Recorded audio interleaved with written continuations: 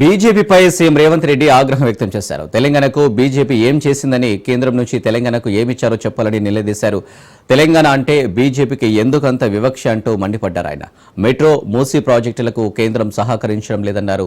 నగరాభివృద్ధిని BRS అడ్డుకుంటుందన్న CM రాజకీయ ముసుగులో కొందరు అడ్డంకులు సృష్టిస్తున్నారన్నారు. నగరాలలో దాదాపుగా ఒక 20-25 సంవత్సరాలు కనీసం పీజేఆర్ శకం నడిచింది.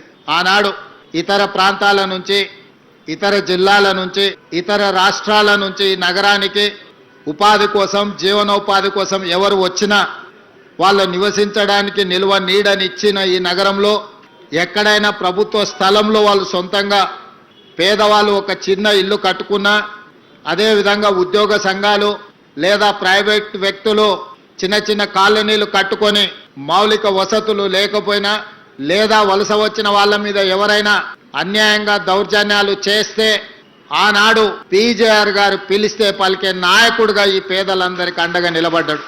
ఎప్పుడైనా, ఏ రాత్రి అయినా, ఏ పగలైనా పేదవాడికి కష్టం వచ్చిందంటే పలికే నాయకుడిగా, పిలిస్తే పలికే నాయకుడిగా పి జనార్దన్ రెడ్డి గారు ఎనలేని సేవలను అందించారు. ఆనాడు వారి పోరాటమే భవిష్యత్తులో గోదావరి జలాలు, మంజిరా జలాలు, సింగూరు జలాలు, కృష్ణానది జలాలను తీసుకొచ్చి దాదాపుగా 1,20,00,000 మంది జనాభా ఉన్న ఈ నగరానికి ఈ రోజు తాగునీటి సమస్యను తీర్చడం జరిగింది. దానికి ప్రతి పేదవాడు ఇవాళ నగరంలో ఎవరైతే సురక్షితమైన మంచినీటిని తాగుతున్నారో వాళ్ళందరూ కూడా పీజేఆర్ గారిని గుర్తు చేసుకొని స్మరించుకోవాల్సిన సందర్భం. ఎప్పుడైనా మంచి పనులు చేసేటప్పుడు ఇవాళ వీళ్ళే కాదు, ఆనాడు దేవతలు యజ్ఞాలు చేసినప్పుడు కూడా రాక్షసులు వచ్చి ఆ యజ్ఞానికి భంగం కలిగించడానికి ప్రయత్నం చేసిండ్రు. అంత మాత్రాన దేవతలు చేసే యజ్ఞాన్ని ఎక్కడ వాళ్ళ అవంతరాలు కల్పించిన ఆగిపోలేదు. ఈ రోజు ఈ నగరాన్ని ఒక మహానగరంగా, న్యూయార్క్, టోక్యో లాంటి నగరాలతో పోటీ పడే విధంగా మేము చేసే అభివృద్ధిలో ఎవరు అడ్డుపడ్డా కూడా అడ్డంకులను తొలగించుకుంటాం, అవాంతరాలను అధిగమిస్తాం. ఈ నగరాన్ని గొప్ప నగరంగా తీర్చిదిద్దడానికి ప్రణాళికలు తీసుకొని తెలంగాణ రైజింగ్ 2047 ప్రణాళికతోని ఈ రోజు ముందుకు వెళ్ళాలని మేము నిర్ణయం తీసుకున్నాం. ఈ రోజు పానకంలో పుడకలాక దాన్ని అడ్డుకున్నారు. ఇది తాత్కాలికమే.